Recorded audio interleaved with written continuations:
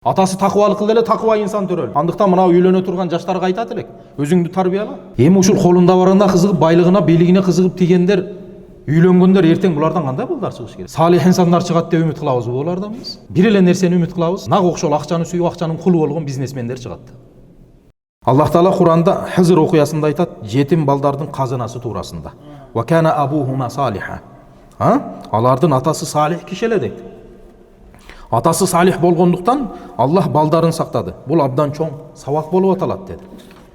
Ата эненин салих таква болгондугу себебинен балдарды кырсык апаат нерселерден сактаганга дагы себепкер болосун деди.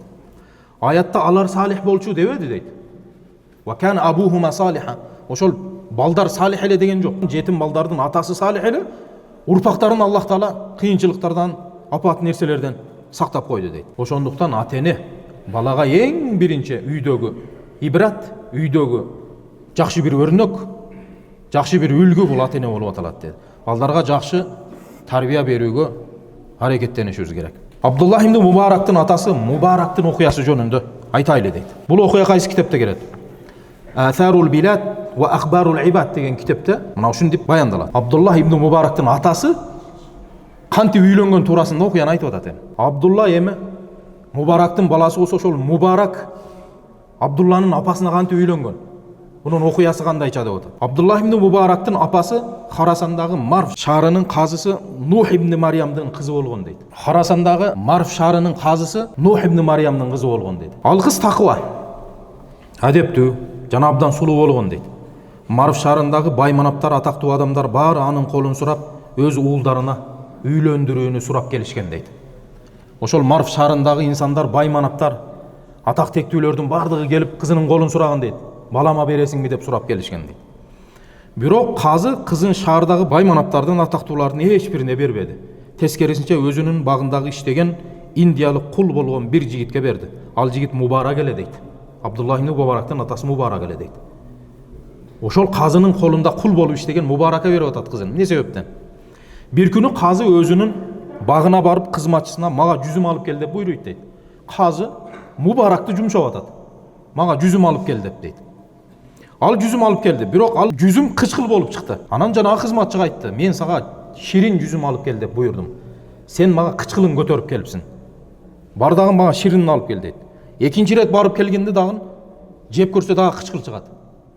Мен сага айтпадымбы, кычкылын алып келип атасың, мага ширинин алып кел десе, "Кожоюн, мен сизге бир нерсени айтайын. Сенин багыңда иштейм. Сенин колуңдагы кызматчыңмын. Сен мени алып келүүгө буйрдуң, жегенге буйруган жоксуң. Ушунча жыл иштедим, сенин багыңдан бир дагы жүзүм жегеним жок, сенин уруксатсыңсыз" деди. "Жеп, даамдап көрүп алып кел дегениңде алып келмекмин сага" деди. Эми мына баланын такыбалыгына таң калып атат эми казы. Биз эми ошентип бирөөнүн колунда иштеп калайлы. Үйгө да ташып кетебиз кеч. Бала чакага да аны алып кетебиз кеч. Өзүбүз каалагандай кылабыз да. Бул инсан, сиз мени жумшап атасыз. Бирок жумшаганда сен жеп анан мага тандап кел дегениңиз жок. Алып келди буйрдуңуз, алып келдим, болду. Мен ушунча жыл иштедим, багыңдан сенин уруксатыңсыз жүзүм жегеним жок деп жооп берди. Казы бул сөздү укканда абдан таң калды дейт мына. Анан мындай деди: "Аллах сенин аманатыңды жана чынчылдыгыңды сактап туруп аманат өткөн инсан экенсиң" деди. Ошондон кийин казы аны сынап көрдү. Кошуналардан сурады. Айлана чөйрөдөн сурап көрөт: "Мубарак кандай адам? Мына менин колумдагы кызматчымдын бир кем өксүгүн көрүп атасыңарбы, бир кылып аткан иштерин, башкасын" десе, "Жок. Ушумалга чейин сенин колуңда кызматкер болуп иштеди, бир туура эмес кылган амалын же болбосо сенин жүзүм багыңдан жүзүмүңдү жеп отурганды көргөн эмесмиз" деп жооп беришти. Ошондо казы анын чынчылдыгына, такыбалыгына, арамдан канчалык сактанганына толук ишенди дагы. Ага мындай деди: "Менин бир эле кызым бар" деди. "Көптөгөн байлар, атактуулар келди колун сурап. Байлар, бийлер келди колун сурап.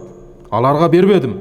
Бирок мен кызымды Аллахтан корккон адамга бергим келет" деди. Ошентип казы өзүнүн кызын ушул такыба арамдан сактанган жигитке, Мубаракка турмушка берди дейт. Ушул үй бүлөдөн кийинчерээк ким төрөлдү?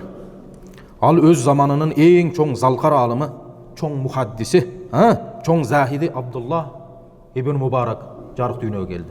Такыба үй бүлөдөн такыба адамдар төрөлдү. Атасы такыбалык кылды эле, такыба инсан төрөлдү. Мухаддис төрөлдү, захид төрөлдү, такыба инсан төрөлдү. Андыктан мына үйлөнө турган жаштарга айтат элек: "Өзүңдү тарбияла. Кимге үйлөнөсүң? Сен ала турган, балаңды тарбияла турган эне ким болот сага? Ошону тандоодо адашпа. Ал эми турмушка чыгып аткан кыздарыбызга да айтат элек. Келечекте сенин балдарыңдын атасы боло турган инсанды жакшылап карап тандап ал.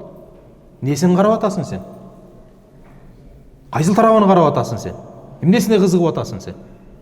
Бизде азыр мына ушул мезгилде такыбалыгына, динине көп кызыкпай калды. Неге кызыгып атат? Колунда барбы жокпу ошого кызыгып калды. Мен бир кыз менен сүйлөшүп атам, бир кызды көрүп койдум.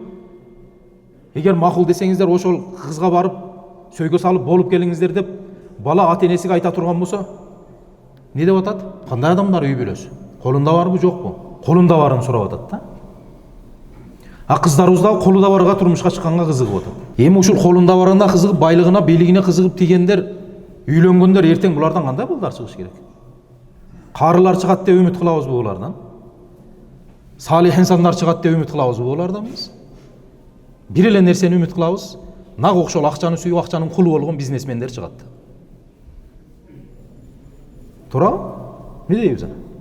Мына такыбалык кылган экен, такыба инсанды чыгарып койду Алла.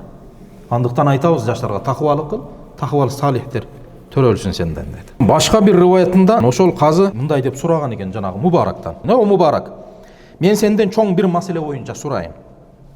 Деди эле, айтыңыз кожоюн, мен угуп атам деди дейт Мубарак. Ал мындай деп айтты, менин бир эле кызым бар. Ага байлар, атактуулар келди. Куда түшүп жатышат. Кимге берейин деп сурады дейт. Анан Мубарак мынтип жооп берген экен. Такыбанын берген жообуну кара. Жөөттөр кызын байлыгына карап берет дейт. Еврейлер кызын байлыгына карап берет. Христиандар болсо сулуулугуна карап берет. Ал эми мусулмандар такыбалыгына карап берет. Сиз кайсы адамдансыз деди. Ушул үч түрдүү адамдын кимисиз сиз? Еврейлер байлыгына карап берсе, христиандар сулуулугуна карап берсе, мусулмандар такыбалыгына карап берсе, сиз кимсиз? Шулардын үчөөнүн арасынан. Кызыңызды өзүңүз кайсы адамдардан болсоңуз, ошол адамдарга бериңиз деди дейт. Мына ушул сөздүн таасири тийип, кызын анан мындай деди. Казым не деди? Аллахка ант ичип айтам. Такыбалыктан артык нерсе жок. Аллахка ант, мен сенден өткөн такыба адамды көргөн жокмун. Мен сен Аллах үчүн азат кылдым, анан кызымды сага некелеп бердим деген экен мына.